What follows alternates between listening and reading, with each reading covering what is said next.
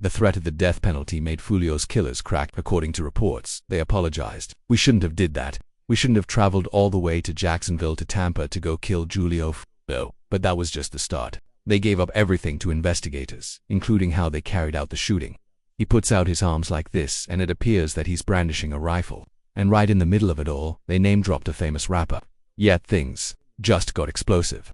Let me break it down. When the streets meet the courtroom, the manhunt that followed Foolio's murder was intense.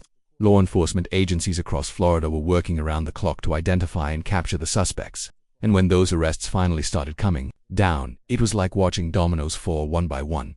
On July 27, 2024, Isaiah Chance, 21, Alicia Andrews, 21, and Sean Gathite, 18, were arrested in Jacksonville. But the story didn't end there. Rashad Murphy, 30, was apprehended after a standoff on July 29, 2024, and the final suspect, Dave Murphy, 27, wasn't arrested until January 6, 2025, after months on the run now. Here's where this story gets absolutely crazy.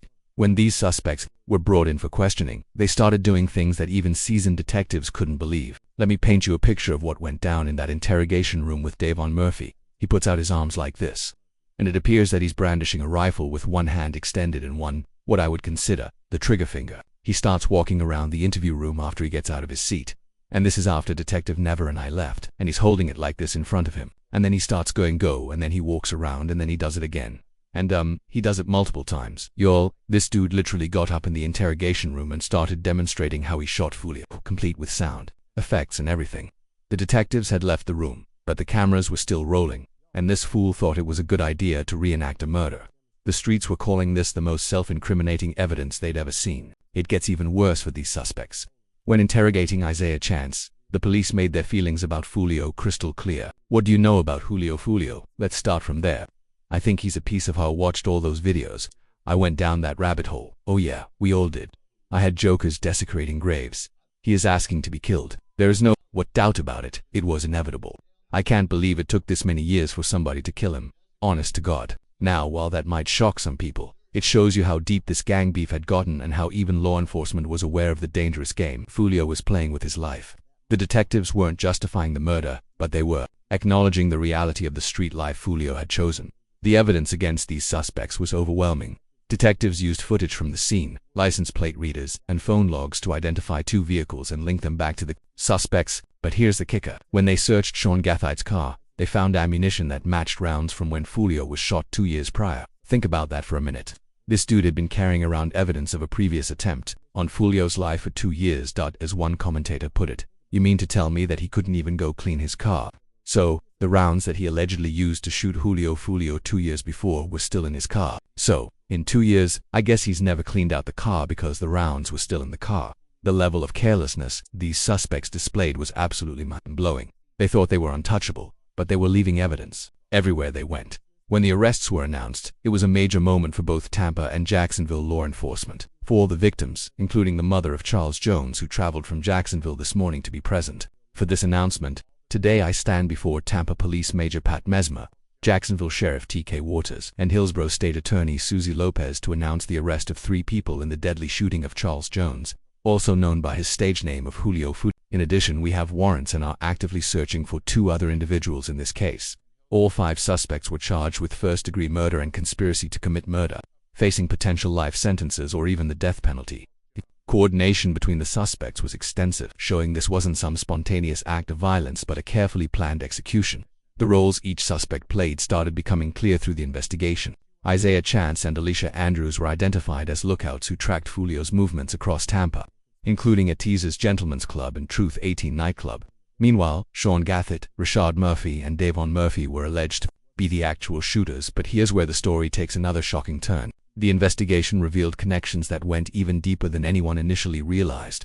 Court documents show that Jay Breezy, a rapper affiliated with the 1200 gang, allegedly sent a $390 payment via Cash App to Isaiah Chance on June 22, 2024, which was used to book an Airbnb. This payment potentially helped facilitate the murder plot. Though Jay Breezy hasn't been charged as of yet, the gang affiliations of the suspects painted a clear picture of the street politics at play. Rashad Murphy was documented as a member of the 80K gang, while Isaiah Chance was affiliated with 1200. These weren't random criminals. They were soldiers in a war that had been raging for years. The surveillance footage that prosecutors had was damaged. Surveillance video was critical in this investigation, as suspects were seen on video following Jones from location to location to location. This shows the lengths that these individuals were willing to go to and achieve that this murder would occur. At 4:15 in the morning, Jones began to head to a hotel on McKinley. One of the suspect vehicles is seen following the victim. However, instead of following them into a parking lot, they staged across the street. The actual moment of the murder was captured on camera, and when prosecutors showed that footage in court, it was devastating. This is at the hotel, and you can see the shooters are getting in position for their planned-out murder. And they are shooting at Charles now. And you can see that he's the passenger in that car that's moving and trying to flee. And again, they're still shooting at him. He's the right front passenger in that vehicle. The bond hearings for these suspects were intense affairs. No bond was granted for any suspect. With judges recognizing the severity of the charges and the danger these individuals posed to the community when Davon Murphy finally faced his bond hearing in January 2025. The denial was swift and decisive, but perhaps the most telling moment came when details about the suspects' personal lives started emerging. Alicia Andrews revealed she was pregnant, which immediately changed the dynamics of her case. This revelation would prove crucial in what happened next, because pregnancy in the county jail while facing murder charges creates a whole different set of pressures and incentives. The investigation also revealed just how deep the planning went. The conspiracy to murder Jones spanned June 21st, 23rd, 2024, with suspects traveling from Jacksonville to Tampa on June 22, 2024, in 2 vehicles. This wasn't a crime of passion. It was a military-style operation with multiple moving parts. Social media played a huge role in the case as well. Foolio posted on his social media his location several times throughout that night, essentially giving his killers a roadmap to follow. The digital age had made it easier than ever for predators to track their prey. The community impact was enormous. Sheriff T.K. Waters made it clear that Florida would not tolerate this type of violence. In closing, I want to directly speak to those who choose violence and those who embrace a culture that glorifies violence. Florida, Tampa, JSO, Jacksonville, Miami, wherever you are, will not tolerate foolishness, will not tolerate shootings and needless violence. The prosecution was equally determined to send a message. State Attorney Susie Lopez made it clear that everyone involved would face consequences. The feud stops here. All 5 of these defendants are facing life in the Florida State Prison. The ones who didn't pull the trigger in Florida. If you participate in the planning of a murder, you can be held accountable for the person's death. And that is what we intend to do here. As the case moved forward, it became clear that the prosecution, who had built an absolutely devastating case against all 5 suspects, the evidence was overwhelming, the planning was undeniable, and the executions of the crime were captured on multiple cameras. These young people had made decisions that would haunt them for the rest of their lives. Let me give you details of the decision and death that got them here. The night everything changed. Let's set the scene. Jacksonville has been dealing with a deadly gang war for over a decade, and at the center of it all was Charles Andrew Jones III, better known to the world as Julio Foolio. This young brother wasn't just any rapper. He was deep in the streets, repping the 6-Block gang, part of the KTA network, which stands for Kill Them All. And trust me, that name wasn't just for show. Julio's life was marked by violence from day one. His father, Charles Andrew Jones, was murdered in a 2011 shooting in Jacksonville, setting the stage for a cycle of retaliation that would eventually claim his own life. Growing up in the Moncrief neighborhood, Foolio wasn't just making music about the streets. He was the streets. His albums like Life of Me, Final Destination, and Resurrection weren't just artistic expressions. They were documentaries of real street beef. The beef that would ultimately cost Foolio his life started heating up in 2017 when his 18-year-old cousin, Zion Malik Brown, was shot and killed, an event that escalated the gang war to deadly proportions. This wasn't just some rap beef for social media clout. This was real smoke between 6-Block and their rivals ATKAC's top killers. And 1200 out east, Foolio had survived multiple attempts on his life before that fatal night. In July 2020, he was shot and wounded in Houston, Texas, and in October 2023, he was shot in the foot while driving in Jacksonville. But the young rapper wasn't backing down. He claimed he shot back in self-defense during the Houston incident, keeping it real about the street code he lived by now. June 23, 2024 was supposed to be a celebration. Foolio was turning 26 and he was in Tampa, Florida, ready to party and enjoy his birthday. But the streets had other plans. The incident occurred in the early morning hours after he and his group were asked to leave an Airbnb for exceeding occupancy limits. What happened next was straight out of a movie. But this wasn't Hollywood. This was real life with real consequences. 3 assailants armed with a pistol equipped with a high-capacity magazine, firing over 30 times, and 2 rifles with brass catchers opened fire. The attack was so vicious that it left 3 others wounded, but miraculously they survived. But here's where it gets really deep. This wasn't some random drive-by or spur-of-the-moment beef. The Tampa Police Department released surveillance video showing suspects following Foolio from location to location before the shooting, proving this was a calculated, premeditated hit. These dudes weren't playing around. They tracked him like hunters, stalking their prey. The driver of Foolio's car, who survived the attack, gave a heartbreaking account of those final moments. "I heard him take his last bro. We got to the hotel. He went in to check in and they told him that the rooms had already been taken, so he came back to the car. He was on his phone trying to find a hotel. I'm just on point watching everything. Looked down at my phone for like a split second, then something just like ain't feel right. So as soon as I look up, I just see shooters. I just kept telling him to talk. I ain't really say anything cause the gunfire was so loud. I ain't really say nothing. I'd already knew. When I stopped the car, he wasn't responding. I heard him take his last bro." That testimony right there hits different. Imagine being right there, hearing your homie take his last breath while bullets are flying everywhere. The raw emotion in that survivor's voice tells you everything you need to know about how real this situation was. Tampa Police Chief Lieber made it clear that the motive was retaliation by rival gang members, specifically ATK and 1200, as part of the ongoing feud with 6 Block. This wasn't just about music or social media posts. This was about a decade-long war that had already resulted in dozens of murders. The investigation that followed was nothing short of impressive. Law enforcement used everything from surveillance footage to cell tower data to piece together exactly what happened that night. Court documents detailed a coordinated plan rooted in a gang feud, with surveillance footage, cell phone data, and physical evidence like rifle casings tying the suspects to the crime. But here's what makes this case even crazier. The suspects weren't some hardened criminals who knew how to cover their tracks. These were young dudes who made mistake after mistake, leaving a trail of evidence that would eventually lead right back to them. One suspect had shell casings in his car from a previous attempt on Foolio's life 2 years earlier, showing just how sloppy they were with their criminal activities. The community's reaction was immediate and intense. Social media exploded with reactions, condolences, and speculation, but what really caught people's attention were posts suggesting Foolio might have faked his death based on posthumous activity on his Instagram. However, official reports, including his burial on July 6, 2024 at Edgewood Cemetery, confirmed his passing, putting those conspiracy theories to rest. The impact on the Jacksonville rap scene was devastating. As one commenter on social media put it, these suspects had essentially killed the Jacksonville drill scene with their actions. The music that had put the city on the map was now overshadowed by real violence that claimed one of its brightest stars. Law enforcement wasn't playing around either. Sheriff T.K. Waters and Tampa Police Chief Lee Burkhoff emphasized a strong stance against gang-related violence, with Burkhoff making it clear that Tampa wasn't the place to come settle disputes. The message was loud and clear. If you brought that street beef to their city, you were going to face the full force of the law. The investigation was just beginning, but the streets were already talking. Word was spreading that arrests were coming, and when they did, the details that would emerge would shock everyone. The suspects thought they had pulled off the perfect hit, but they had no idea that their every move had been captured, their every communication recorded, and their every mistake catalogued by investigators who were building an airtight case. This wasn't just about solving one murder. This was about sending a message to every gang member in Florida that the days of settling beefs with bullets were over. The state was ready to seek the ultimate punishment. And as we'll see in the next part, when those arrests finally came down, the suspects' reactions would reveal just how unprepared they were for the consequences of their actions. The stage was set for one of the most dramatic court cases in recent memory, where street codes would collide with legal consequences and where the truth about what really happened that night would finally come to light.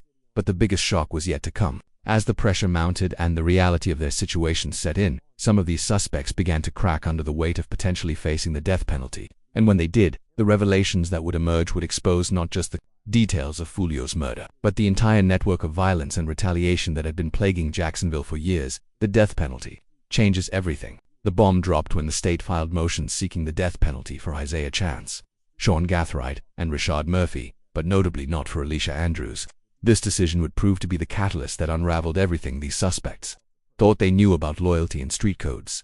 Prosecuting attorney down there in Tampa, Florida, has filed a motion seeking the death penalty. Yeah, the death penalty. That boy, Rashad Murphy, death penalty. Gathright, death penalty. What's the other boy name? Chance, Gutter, death penalty. It's over with. The only person that's not getting the death penalty, the only person that the prosecuting attorney hasn't filed a motion seeking the death penalty, and that's for Alicia. Now, why wasn't Alicia Andrews facing the death penalty when everyone else was? The answer lies in a combination of factors that would prove crucial to understanding how this case would unfold. Andrews was revealed to be pregnant, and according to street analysts, this gave her powerful incentives to cooperate with authorities. when that girl came out and said she was pregnant. Oh my dude, you in the county jail under a murder charge and you pregnant, y'all. That right there gave her all the incentives in the world to say, hey, you know what? Look, I need to tell y'all the truth, the whole truth, and nothing but the truth. The pressure that Andrews faced was unlike anything the male suspects were dealing with. She had victim advocate programs reaching out, family members in her ear, and the reality of potentially giving birth behind bars while facing life in prison. As one Hood commentator explained, do you all understand how many victim advocate programs been contacting her, trying to talk to her, and saying, hey, you know, you got a baby, do you want to give your baby up for adoption? Hey, you got a baby, you need to think about your baby. You can't just go to jail like these guys right here. You got a child to think about. You got to raise the child. But here's where it gets really interesting. Andrews had already been talking even if she didn't realize how damaging her statements were. See, now one thing we got to realize is that she already did some snitching. But you know, some of us, you might just say, well, yeah, she might have did a little slip of the tongue cause she wasn't thinking right and all that. But when you break it all down, it's like she already did the snitching though. She already put them at the scene of the murder crime. The analysis suggests that Andrews may not have fully understood the gravity of the situation initially, leading her to be more forthcoming with investigators than she should have been from a street perspective. I don't think that she really understood the gravity of what was going on, and that's why when they sat her down to talk about what had happened, she had no problem with, just telling them the truth. Yeah, that's us. When they showed her the video footage, yeah, that's us right there. We driving past the hotel room. Yeah, that's us right there. We're doing this. We're doing that. Meanwhile, the violence in Jacksonville didn't stop with Theo's murder. The chain reaction that followed would prove just how deep and ongoing this gang war really was. On January 24, 2025, a 7-year-old boy, Brayon Deuce Allen Jr., was killed and his cousin critically wounded in a shooting linked to the 6 Block and a TK feud. This tragic incident showed that the cycle of violence was far from over. The shooting was motivated by a rap song dissing 6 Block and referencing Foolio, proving that even in death, Theo's name was still being used to fuel more violence. But back to the main case. The death penalty announcements created a completely different dynamic in the county jail where these suspects were being held. Now, another thing we got to understand is this right here, being that the prosecution is seeking the death penalty. They got bargain chips now. Yay. All them other participants that's laying in the weeds acting like they ain't did nothing and all that old type of stuff. They scared them right now. The psychological impact on these young suspects was devastating. And can you just imagine these as kids, y'all? These are 20-year-old boys. Can y'all imagine the mental mind state right now of all them boys that's sitting there right now think, damn, they want to kill us. Yet they seeking the death pill. The reality of potentially facing execution started hitting these suspects hard. As one street analyst put it, it's different. It's way different when you're just facing a murder charge. You think to yourself, you know what? Dang, I got to go do life. I can do my time, but at least I'm still alive. I can go see my family. But death row is a completely different beast. You still got life, but death row ain't like that. Totally different world. And not only that, they're trying to kill you, so there's a difference. The prosecution's strategy was becoming clear. Use the death penalty as leverage to get these suspects to reveal everything about the broader conspiracy. The evidence against all the suspects was already overwhelming. The prosecution had surveillance videos, cell tower data, text messages, and physical evidence that created what experts were calling a slam dunk case. One particularly damaging piece of evidence was a text message from Rashad Murphy boasting after the murder, "I'm coming home, my thirst is quenched. Pop a bottle of Don Julio today." Murphy, showing not only his involvement, but his celebration of the killing. The expectation among street observers was that Andrews would eventually take the stand and provide detailed testimony about everything that happened. But the case was about more than just these 5 suspects. The investigation was expected to reveal a broader network of people who helped plan, finance, or facilitate the murder. Questions remained about Jay Breezy's alleged $390 payment to Isaiah Chance and whether other rappers or gang members were involved in the conspiracy. The legal proceedings moved forward with trials tentatively scheduled for Andrews in August 2025 and Gathright Chance and Rashad Murphy in April 2026, but the street was buzzing with speculation that these cases might not make it to trial if suspects started cooperating to avoid execution. The broader message being sent was clear. The days of settling disputes with violence were over, at least in terms of getting away with it. One of the most important lessons emerging from this case was the reality that even snitches don't just walk free. Snitches go to prison. Somebody better tell y'all something. Snitches don't just get out of jail and stuff like that. Unless you know dealing with drugs and stuff like that. Yeah, you might get that because you know somebody dealing with property, drugs, or you get caught with a gun, then you can say, "Let me go work for you," and stuff like that. Then you might, but when you commit a crime against a person, murder, aggravated robbery, and all that, you can do all the snitching you want. your ass is still going to jail. As this story comes to a close, the ultimate fate of these 5 suspects remains to be determined. But what's already clear is that their decisions to take Foolio's life have destroyed their own lives and the lives of countless family members and friends who will be affected by the consequences. The streets might have their own code of justice, but when that code collides with the legal system doesn't play by street rules. The death penalty represents the ultimate consequence. And for these young suspects, the reality of potentially facing execution has changed everything about how they're approaching their cases. Whether Andrews will ultimately testify against her co-defendants, whether any of the male suspects will break and provide information about the broader conspiracy, and whether justice will truly be served for Foolio and his family. These questions will be answered in the months and years to come. But one thing is certain, this case has sent shockwaves through the hip-hop community and served as a stark reminder that the glorification of street violence in music can have real-world consequences that extend far beyond the recording studio. The cycle of violence that claimed Foolio's life and led to the arrest of these 5 suspects continues to plague communities across America. Until that cycle is broken, more young lives will be lost, more families will be destroyed, and more promising futures will be cut short by the false promise that violence can solve problems. The choice, as always, remains with each individual. Continue down the path of violence and face the consequences, or choose a different way and build a life that doesn't end in a courtroom facing the death penalty. For Foolio, that choice came too late.